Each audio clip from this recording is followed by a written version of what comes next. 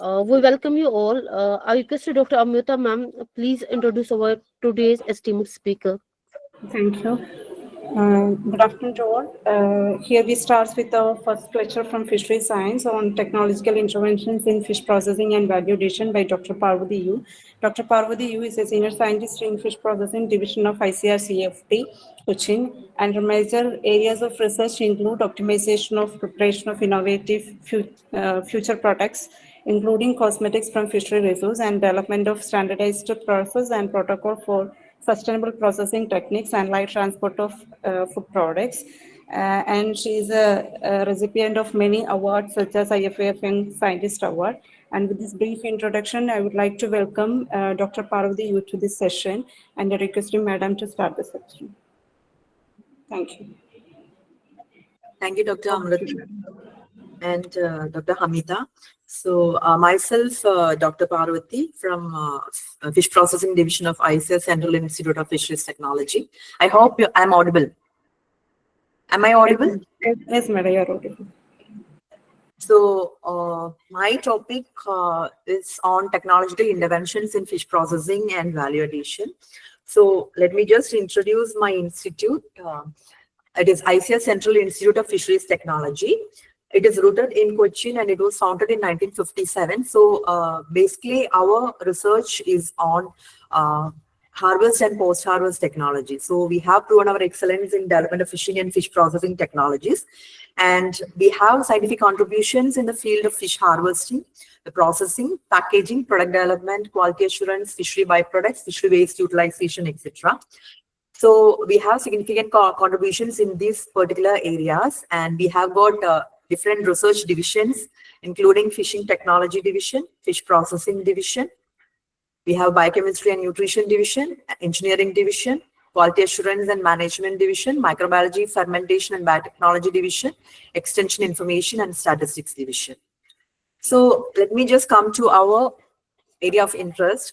So normally we know that when you look into the fish consumption in India, why it is important in India, why fisheries is important in India, because when you look into the Indian population, almost around 70%, 60 to 70% population are fish consumers, and it depends upon the consumption pattern, depends upon the state, the location. It varies from around 13 to 20 kilogram annually, and mainly the major fish producers or the states where maximum production is found include Gujarat, Kerala, Andhra, West Bengal, etc. And the major fish consumers are Lakshadweep, Kerala, Goa, West Bengal, etc. So basically, there is much significance for fisheries in our country.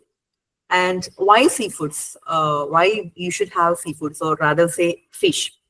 The main reason is the availability. You know that ours is a maritime country with around 9 maritime states, and we have got 4 union territories as well who have coastal area. So availability is one of the major factor for its importance, and the accessibility. And we have access to the seafood or fish, and another aspect is the quality and safety. So the quality and safety of fish, unless you are adding any adulterants, intentionally adding any adulterants, quality and safety can be assured in the case of fish. And the nutritional aspect, nutrition wise, when you look into it, it is considered as a superfood with a rich source of nutrients. And when you look into the composition, the basic composition, you can see that it is rich content of protein with all the amino acids, and it is also richer in other nutrients, like it has got omega-3 fatty acids, the mineral composition. When you look into it, is a rich source of minerals, etc. So, and we can see that there is an expansion in the demand for the seafood or fish because of the growing. There is a combination, because it is driven by a combination, like there is a population growth, and there is rising income and urbanization, and hence there is a strong expansion of food fish production, and there is a reduction in wastage and improved and more efficient processing, storage and distribution channels, etc. So all these has promoted the demand for the seafood, and now seafood is entering a new era of consumption, because there are, based upon the customer demand, there is a demand for ready food formats. So we are straight away going into what value addition is. From the term itself, you know, and you must have heard this, it's a well-versed terminology. value addition, as it indicates, it is any additional activity that in one way or other that changes the nature of the product, especially the food products, and as a result of it, it adds value at the time of the sale. So value addition, it has got different approaches by which you can have value addition. You can change when it comes to a product. You can change the form for improving the value of it. You can have added ingredients and flavors. There can be different convenience products in like ready to eat format, ready to cook format, etc. And based upon the health, as well as, is there some disturbance coming? Is it okay? Hello? Yes, madam, it's okay. Yeah. Okay. Again, the health and dietary preferences. Based on the health and dietary preferences, you can have different types of value-added products. Based on the packaging materials, the different types of packages that you're using, like air packaging, or if you're vacuum packing the product, all these are means of value addition. Then sustainable and eco-friendly packaging materials being used. The traceability, if you can trace the source of the product, it is a means of value addition. The labeling, the customization based upon the customer demand, all these are different approaches towards value addition. So what is the basic advantage? It helps the producer to get a better income by value addition. And for improving the processing utilization, you can utilize the raw material very effectively. We can keep in phase with the customer's demand, because moreover, new products are coming and the customers are demanding newer products. They are ready to try with new products. So based upon the customer demand, you can have different value-added products, and of course it gives an array of products. So just to give a simple example, I told there are different approaches, like just to give an approach by changing the form. So normally, basically earlier and all, we had just whole or round fish in the whole form. But now if you go to the market, you can have it in a variety of forms, like drawn fish. You can have it in dressed form, so that it is ready to cook. Then you can have it in steaks, or rather say curry cut forms, in single fillet forms, stick form, butterfly fillet. So different forms are there. So this is one means of value addition. Likewise, you can have different means of value addition. So if just to give a basic example, if you buy, this is fish called tilapia. So this tilapia, if you buy normally here in Kerala and all, it is around say 150 to 200 rupees. So you will get around some 4 numbers. And if you make it into say 8 pieces, and if you fry it and give, if you marinate, fry it and give, you can have an additional income. Say so for 1 kg, if for raw material it was 200 rupees, when you sell it, you can have 400 rupees, and you remove the additional expenses, say for cooking, for ingredients, all these things, you can have for 1 kg, you can have an additional profit of around say 100 rupees. So this is a simple method. So likewise, you can have different approaches. This is a simple technique by which you can have value addition, and different approaches can be done. So as I said, there are different styles, product styles, like steaks, fillets, etc. And in the case of prawns, you can have different peeled forms, headless forms. For squids, you can have tubes, rings, etc. So different, by varying their forms, you can have different value addition. Likewise, for different approaches can be taken for value addition. So how you can bring about value addition? There are different technologies by which in the seafood processing, you can have not only seafood processing industry, in food processing industry, you can have value addition. So there are techniques, like very simple techniques to highly automated technologies. Very simple techniques in the sense like drying, they are more of cost effective. Drying, chilling, all these are simple techniques by which you can have value addition, to highly automated ones. To have ready-to-eat formatted products like thermal processing. If you go for thermal processing or retort processing, then high-pressure processing, all these are highly automated technologies that are available to preserve the seafood. And again, these technologies help in having different shelf life. These approaches will help you to extend the shelf life from few days for products like ice or chilled products to extended shelf life, or ready to eat products or retorted products can have extended shelf life from 1 year to 3 years based upon the technologies that you're using. And when you look into the cost, again, there are low cost technologies to highly cost intensive technologies available. And And again, food processing, it can again be categorized by different means. It can be categorized. Again, it can be categorized like thermal processing as well as non-thermal processing. In thermal processing, you are applying heat for bringing about the preservation of processing. Whereas in non-thermal processing, you are doing it under lower temperature or under room temperature to bring about this preservation. And when you just glance through the different packaging materials, there are different packaging that can be adopted for preserving the product, because packaging also is also playing a major role in this. So there are normal air packaging or open packaging with ice or chilling. There are modified techniques like vacuum packaging, modified atmosphere packaging, intelligent packaging, active packaging, etc. So this packaging method, when you look into the vacuum packaging in this case, what we are doing is we are removing the air inside the package so that you can extend the shelf life of the product, like fish or shellfishes, and it can be stored under chill condition, and you will have an extended shelf life because you are removing the air, and you are bringing about a retardation or reduction in the oxidation process that is happening.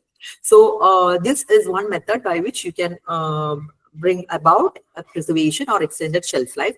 Then there is yet another method called as modified atmosphere packaging. In this, the atmosphere of the package is modified, and so that the composition is different from air. So you are removing the air from the package, and you are introducing other gases into it so as to improve the shelf life. Normally in modified atmosphere package, the major aim is to reduce the proportion of oxygen, because oxygen brings about oxidation of the product. So it can be either reduction of the proportion of the oxygen depending upon the product that you're using, or it can be a total replacement of oxygen.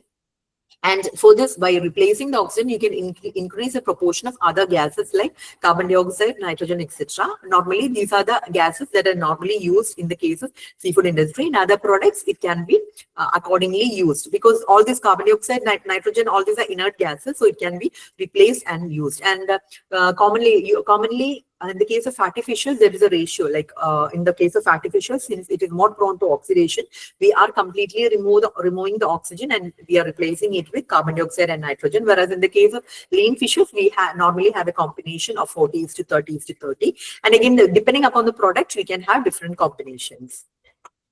And there is yet another method called as active packaging and intelligent packaging. It is gaining importance in India.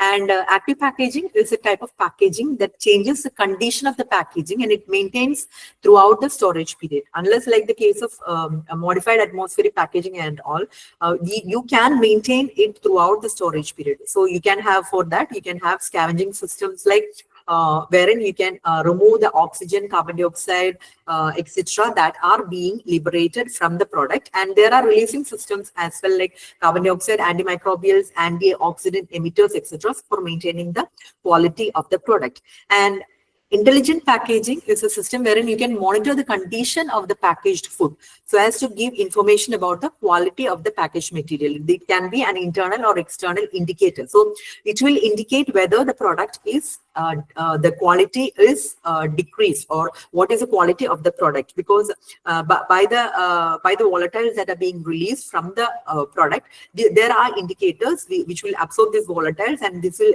correctly indicate, like it can be time temperature indicator wherein there is a temperature abuse that is happening over time, so which indicates that the product, whether the product has undergone any temperature abuse. Again, there are freshness indicators which indicate or which has got indicators which shows whether the product is fresh or not.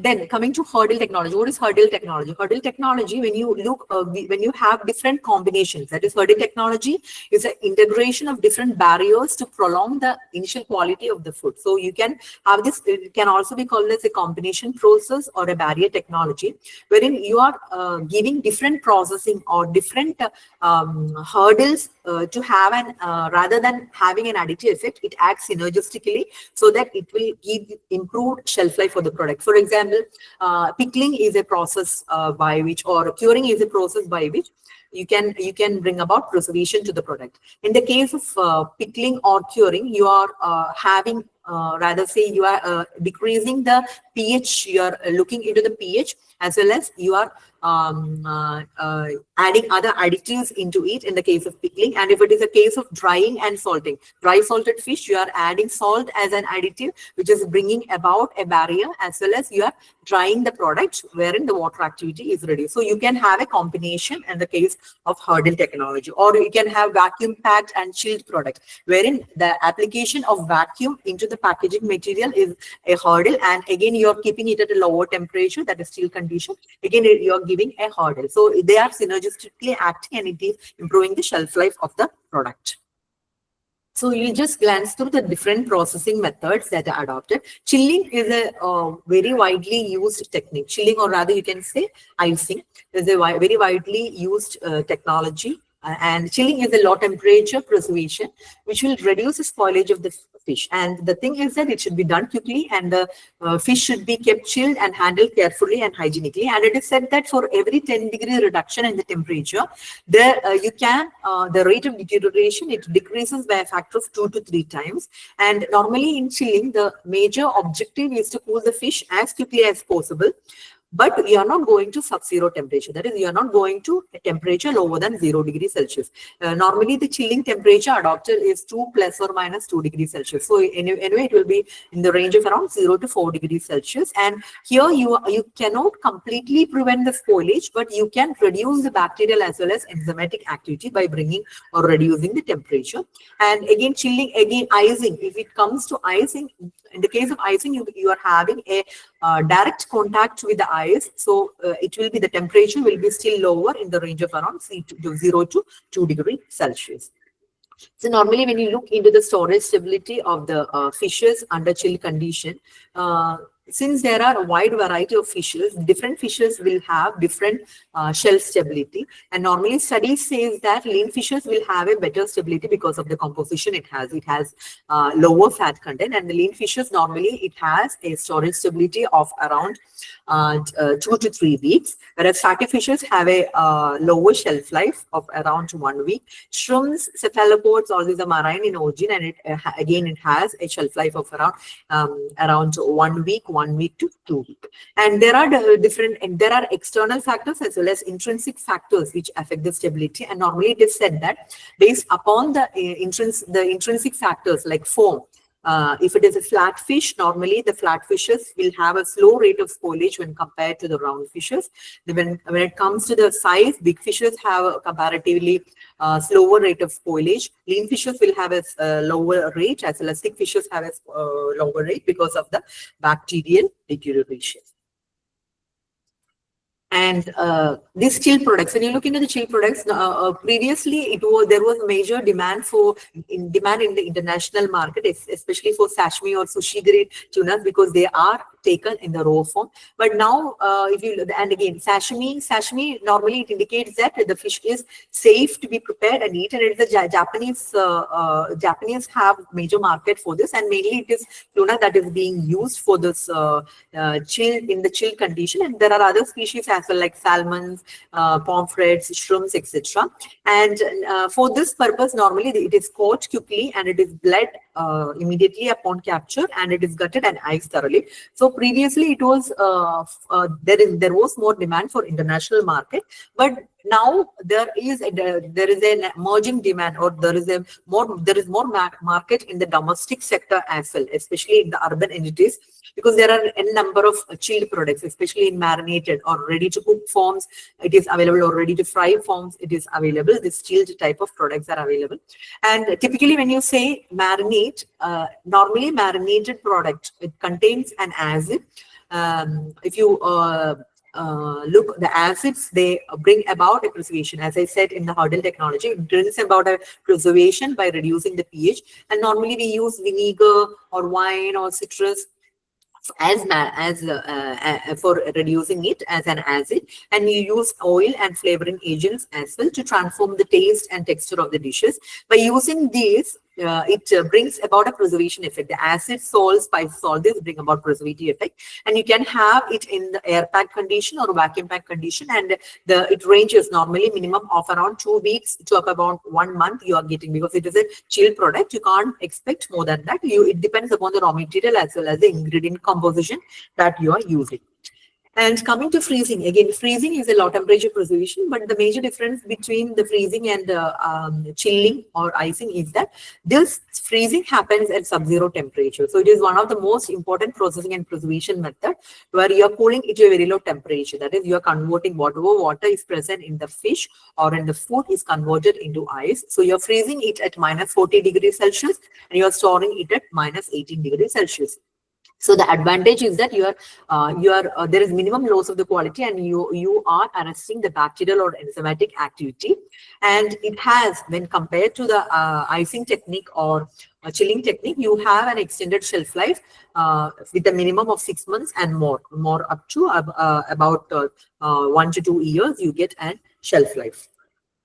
So again, the frozen products previously it had major market in the export. It had a major export market, but again now we have products in the domestic market as well. And frozen products, it comes in two different forms: IQF, individually cooked frozen forms, as well as block frozen forms in different moisture-proof, attractive containers. And you are storing it at minus 18 to minus 20 degrees Celsius. And you have different forms that are available. The frozen products are available in different forms like cooked lobsters, then fillets, squid tubes, shrimps, etc.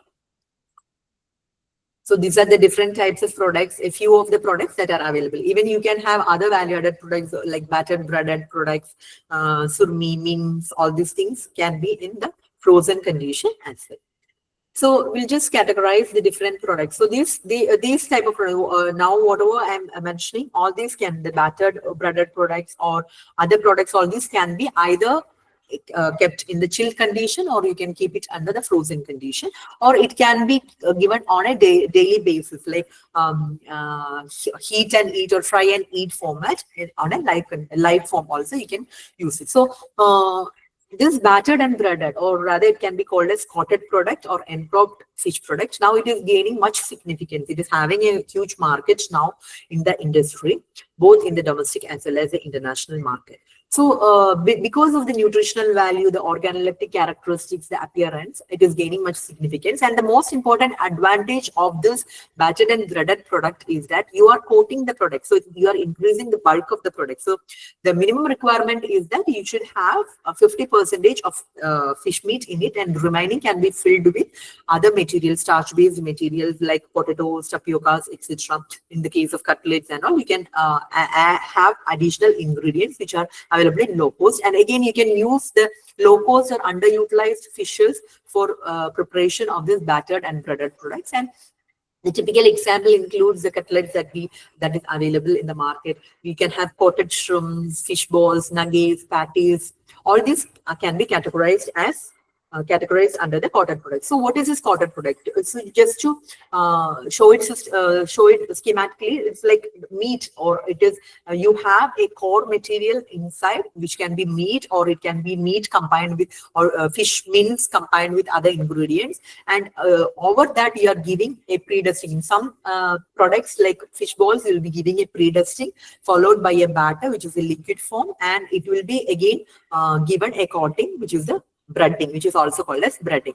So initially what you are doing is you are portioning it, or wherein you are making it into different shapes. You are giving a pre-dusting, you are battering it, you are breading it, and you are pre-frying it, or you can directly fry it and use it. So these are different battered or breaded products that are available in the industry. And next category is the mince or surmi and related products. So what is fish mince? Like keema, chicken mince, chicken keema, or all these things. Fish can be minced. It is called as fish mince or mince fish, wherein you are separating the flesh from the fish and making it in a comminuted form or in a ground form. And how mince is different from surmi is that when you wash it, when you water wash it, it becomes surmi. So why you're using surmi? Basically surmi is used for kamaboko type products or sausage like products. And how it is different is that once you're washing the fish, fish normally it will be having a fishy flavor, odor, all these things. So to remove all these things and to make it having a bland taste, you prepare surmi for preparation of various other products as well. So surmi is basically used for making all this type of kamaboko type products as well as other analog products, whereas fish mince can be used for basically it can be used for battered breaded products and other wrapped products. So there are different heat treatments that can be adopted for making this surmi based products like steaming, broiling, boiling, deep fat frying, etc.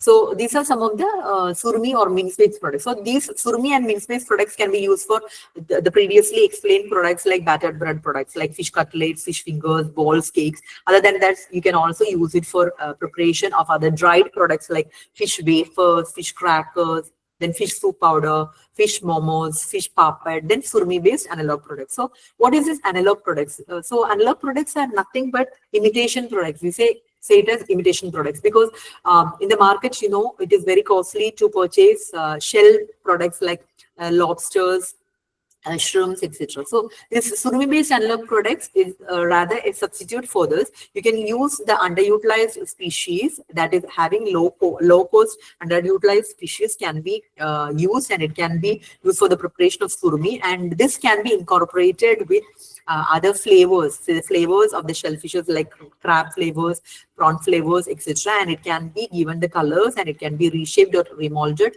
into this analog product so that it will imitate the original product. Like it will imitate the shrimps or crabs, crab sticks, crab flakes, etc. And it can be marketed. And such type of products are plenty available in our Indian domestic markets. Now coming to thermally processed ready-to-eat products. So what is thermal processing? So previously whatever we explained comes under the chilled category or frozen categories. When it comes to the thermally processed commodities, it is a heat processing or it is popular as canned products. So this is here we are bringing about long-term microbial stability. Normally the stability is more for dried products. You can store it under room temperature. So for this is a non-dried product wherein you can use it without refrigeration. You can use it under ambient conditions. So for this thermally processed, it comes in the form of cans or retortable pouches, which is a ready to eat also format, and it has a shelf life of 1 year and more. We are bringing about sterilization of the product wherein the shelf life can be improved. So there are broad range of products now that is available in the market, like retorted seafood curries. All these are ready to eat formats, like retorted seafood, heat and eat type of ready to eat seafood curries, masala recipes. The combos, different combos are coming. Then different ethnic recipes out of different fishes are coming. All these are available in the market, as well as it has been standardized and commercialized by the institute. And normally if it comes to the retort pouches, it comes in different basic or commonly being used is 3-ply laminates are being used, like polyester, aluminum cast polypropylene based upon the properties, because all these have different properties. Polyesters bring about the printability for better printability for the product, aluminum for better barrier properties, and since polypropylene or polyethylene, all these are having, they are food grade, so the inner layer will be the cast polypropylene. Yet another category, but this is not so common since the cost involved for this freeze-dried product. For vegetables and other commodities, it is coming in plenty, accelerated freeze-dried products. But fish commodities, it is coming only for costly products like prawns or other high-cost fishes. So mainly it is for preservation of high-value food products. And this technique here, there is a combination of refrigeration, or that is freezing, vacuum, and heat being applied. So the major advantage is that you will get a satisfactory rehydration. You will be able to retain the nutrients, color, flavor, and texture, and it can be stored under ambient conditions because it is having a lower moisture content of less than 5%. So it can be stored under this condition with suitable packaging, and it is lightweight and it is convenient to use. So it can be used in ready to serve salads because the reconstitution property is very high. So it can when you reconstitute it, you will get the original freshness of this, like instant fish soup mixes, for prawn cakes, all this you can use it, and it has got a high shelf life of 1 year and more. And fish mince based extruded products, again this mince that I mentioned previously, this can be used for products which are extruded. So extruded products are those wherein you are restructuring the product by starchy and proteinaceous ingredients. So there are a number of extruded products that are coming, and you can have either hot extrusion or cold extrusion. A simple example is that when you hot extrude it, you will get puffy-like products, like kurkure-like products, which are ready to eat. And in cold extrusion, you will require an additional heating process involved. Like in the case of noodles, you'll have to further cook it and use. So this is how in hot extrusion and cold extrusion, two types of products can be done. So depending upon the product that you can have, you have to optimize the process variables so that you can have cheap, high nutritive value. Normally, this is carbohydrate rich that is coming in the market. By including the fish or fish meal, you can improve the nutritional value because the fish is rich in other nutrients. So you can improve the nutritional value, and you can optimize the quantity up to which it can be added. And again, you can recover the fish, like underutilized fish can be used, or byproducts can be used for all these processes. So by adding this protein-rich seafood, you can fortify the commodity. And again, you can have attractive flavors and textures by optimized protocols, as well as you can have innovative packaging. Like you can have, as mentioned, you can have maps. If you see in market in kurkure and all, they are nitrogen flush. So likewise, that is a map technique that is being used. So likewise, you can have innovative packages as well for this mince-based extruded products. There is ethnic seafood products, or rather say, these are the traditional processing techniques that were being used. So ethnic seafood products are region specific. That was being followed for centuries, like fermentation in the northeast region, the drying, the smoking, etc. So on account of this globalization, it has boosted the demand for ethnic seafood products. So now it has been categorized as specialty food products. So you can have different processing techniques for bringing about a new outlook to this products. Like if it is a smoking process, you can add smoke flavors instead of going for smoking the traditional smoking method. Then likewise, you can have different modified techniques for the same. And a few of the examples include dried and cured products like dried fish, fermented seafoods, pickles, wafers, pappers. All these comes under the category of ethnic seafood. So if you look into the dried seafood, it is having a major market in the industry. Here in domestic market also, there is a huge market for this dried food, as well as in the export also, overseas also, there is a huge demand. And new recipes. Now, if you look into the domestic market itself, you can see new recipes coming. Spiced and dried products are coming. Flavored products are coming. Cotton products are coming. So new recipes are coming. And the major advantage is that you need not have any highly sophisticated machineries for this. All what you need is a mechanical dryer, and since ours being a tropical country, you can go more for solar dryers, which is having other or hybrid type of dryers can be used, and it should have the facility for appropriate storage since it is a dried product. So previously there was limitations and strategies, and the strategies to overcome this is that, as mentioned, it is a century old techniques that are being adopted. The standard operating procedures are not followed. People are adopting different techniques for this. So the standard operating procedures should be followed if you want to have standardized or hygienic product. And there is a misconception that it is the secondary preservation method. That is, whatever poor quality material is available after export or after our primary use, those material can be used for drying. That has misled the processing method. So that thinking should be changed. Whatever raw material is being used for this drying, the high quality raw material should be used. Then only the end product will be of high quality. Then you can have different strategies. You should have different improved handling practices that should be followed. You should have improved packaging practices should be followed. The handling and packaging practices should be improved and used. And you can use hygienic, energy efficient solar or mechanical dryers for doing this drying technique. And there should be adequate extension services. So whatever techniques or whatever research is being carried out, it should be on an applied mode so that it can be extended to the farmers. So there are different types of drying. There is traditional sun drying where you're utilizing the atmospheric condition, that is temperature, humidity, airflow of the based upon the atmosphere. And there are artificial drying or dehydration wherein you're using the mechanical dryers under controlled conditions. So in sun drying itself, we can have drying on the ground, which is normally being practiced and it is not hygienic. Then there are rack dryers wherein you're using raised platforms. Then there are solar drying techniques wherein there are different types of solar dryers being used, like tent dryers, solar cabinet dryers, etc. Then there is an artificial or mechanical dryers. It's a different category of dryers are there, wherein heat transfer is through hot gas, like cabinet dryers, multi-deck dryers, tunnel dryers, fluidized bed dryers. But then again, there are dryers like vacuum dryers, drum dryers, etc.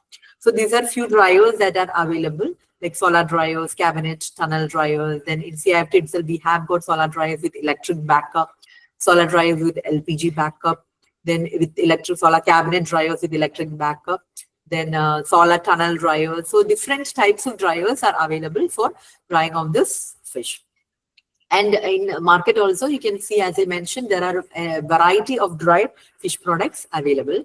And coming to the next category, which is more confined to the Northeast region, it's the ethnic knowledge. By the ethnic knowledge, they are preserving the fish without any extra chemicals. So again, these fermented products, it can be improved. The improved nutritional value has been attempted. And a few of the categories of the fermented products include Nagari, Hektek of Manipur region, Meghalaya, Tripura. All these places are having their own techniques for these fermented products. And this extract from this different products, they are rich in antioxidants, which can be used for soup, curry preparations, etc. And there are small products. Again, this is more confined to the Northeast region. It is having a huge demand because of the unique taste and flavor. Here in the small products, you are having a combination of drying, wherein the decomposition of the naturally produced chemicals by the thermal breakdown of wood and all, we are having the thermally broken down materials during smoking, and you are having so it's a combination. There is a drying involved, there is a smoking and salting involved, and in advanced processes, we are adding flavors to reduce flavors. The smoke flavors are being added to it, and it is dried to get to reduce the process time and to have a better texture. And there are different type of products that are again available on this smoked. There is pickling. Pickling is another process, and it is a very widely used technique, wherein again it is categorized under curing technique, where you can, the food is more of palatable and relishing, and it is an old art that was adopted in Indian homes. And the basic principle in pickling is you are using salting, you are acidifying by adding vinegar, which basically contains acetic acid, and or you are adding oil and spices. All these are bringing about preservation effect. And normally you have a shelf life. If you're doing it under standardized methods, you have a shelf life of 6 months and more for pickling pickled products. And in seafood, you can use all the type of fishes can be used, especially fishes like prawns, tuna, sea fish, even freshwater fishes can be used for making this pickles. There is another category, which is the fish wafers or crackers, then papads. All these are dried products. So these are dried, ready to fry products. And here, basically, we are using carbohydrate, into which, as I mentioned in the extruded product, you can improve the nutritional value by adding the fish into it, and other ingredients, other spices can be added. And normally, since it is a dried product, you can have shelf life of 1 year to 2 years. Normally, the moisture content will be 10% and lower, 15% and lower it will be. And here again, you can use the bycatchers, the processing frame meat, because the whole fish cannot be utilized after processing. So whatever frame meat is coming after processing can be used. And but in this way, you can improve, or there is a means of valorization. So here, normally, basically what we do is we are homogenizing it with water, and we are adding other ingredients. It is blended, it is steam cooked, and it is dried and packed. Cracker is likely that wafer and cracker, there is slight difference in the technique, that is, or the preparation method. There is a slight difference. And there is papads. Papads normally, papads, it will be having a slightly more moisture content. Especially papads are made in the southern part in Kerala and all, papads, normally it has, if it is in a refrigerated condition, if it is fish papad, you can have up to 1 month, not like the case of crackers or wafers, wherein there you are reducing the moisture content to around 10%. Here the moisture content will be slightly higher, about 20 to 30%. Fish soup powder is there. Again, it is a highly nutritious thing. And here you can use low economic value fishes. And here you are blunting the fish meat with other different ingredients. And here we have certain protocol that is being adopted, process protocols that are being adopted for this fish soup preparation. So it can, again, iron fortified soup powders are there, which can be used to counter the other malnutrition problems. Then there is fish or prawn chutney powder, which can be made from small variety of fishes and shrimps, which again, since it is a dry product, you can have a higher shelf life and it is delicious. It can be used as a supplement or a side dish along with other main dishes like rice, chapatis, etc. So if to explain, there are any number of products that are available in the market or that can be adopted. Then there are wrapped products that can be used like fish momos, samosas, spring rolls, etc. There are other categories like nutraceutical, wherein you have additional health benefits when you are using it. Like in the form of biscuits, you can have, in the form of health drinks, you can have, which are collagen peptide based or seaweed based, then protein based. All these products can be prepared out of this fish. So all these are value added products that are coming. And then now when you look into the byproducts that can be prepared, so if you look, the industrial processing waste, almost around 40 to 50% only is edible. Remaining is coming as waste. You cannot call it as waste now. It is a secondary raw material because it has that much of richness in the nutrients, so it can be utilized for preparing several high value products as well, like the skin, the viscera, head, scales. All these can be utilized for preparing high end products which has got food application, pharmaceutical application, and so it will help in improving the returns or economic. The income can be generated out of this. So, and again, it reduces the impact of environmental pollution. So different categories like fish meals can be prepared, fish body, liver oil, hydrolysate or peptides, fish moss, isinglass, different shark products, chitin derivatives, fish calcium. So different type of byproducts again can be prepared out of the fish. So just to glance through that, there are live, fresh, chilled products.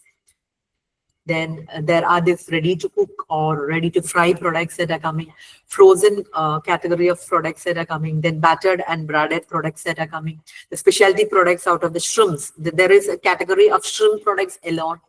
Then other products like wafers, momos, soups, then surmi based products. Then again, in surmi-based products, there are imitation products that are coming, ready-to-eat products, that is thermally processed products that are coming in the market, that are available in the market, cured or dried products, ready-to-eat, extruded or snacks. Then the traditional products or fermented, smoked products that are coming. So generally, if you look into a mini fish processing unit, there are certain requirements for a mini fish processing units like that of the exporting units. Slightly in a lower version, like there should be adequate lighting, ventilation, all these facilities should be there. There should be there should be change room or storage come retail sale room. There should be enough supply of power, potable water, all this should be there. And cost, when you look into the cost, you can see that for a basic mini fish processing unit for developing this, for the different processing techniques as well as for developing this value-added products, on a moderate estimate, minimum of around 50 lakhs are required, wherein you can process up to 100 kg of wet shrimps or fishes. And for again here itself, we can have a 50 kg dry fish unit as well. So the production for a mini fish processing unit of about 150 kg per day, you can you require a minimum requirement of around 50 lakhs, and it requires minimum facilities like flake ice machine, deep freezer, meat mincer, sealing machine, descaling, depending upon your scale of operation. These are the basic requirements that are required in a unit. And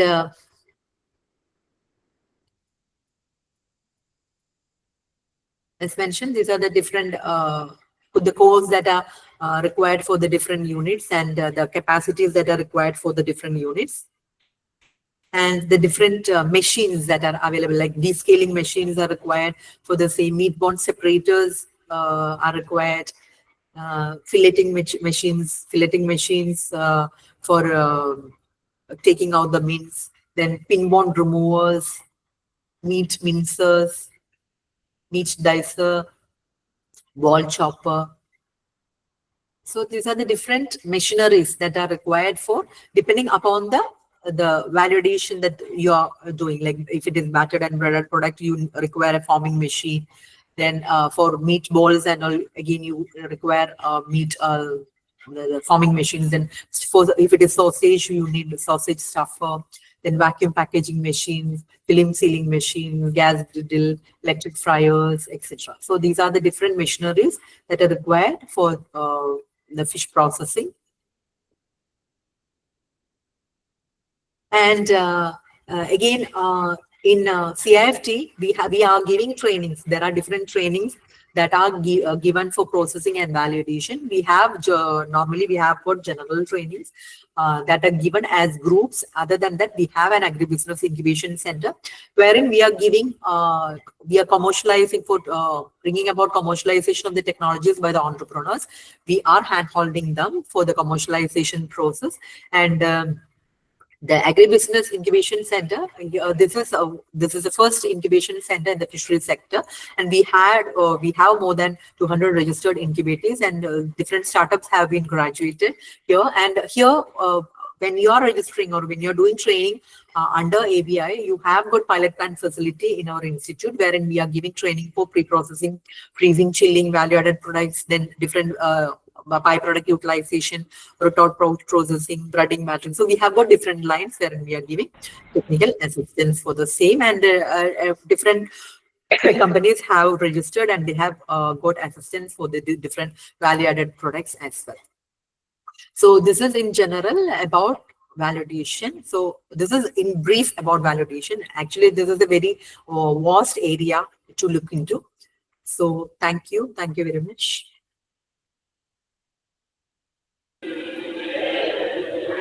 Thank you, madam.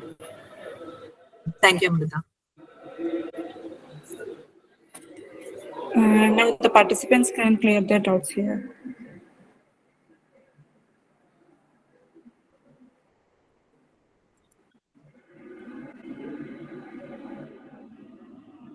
If anyone need any clarification, that may be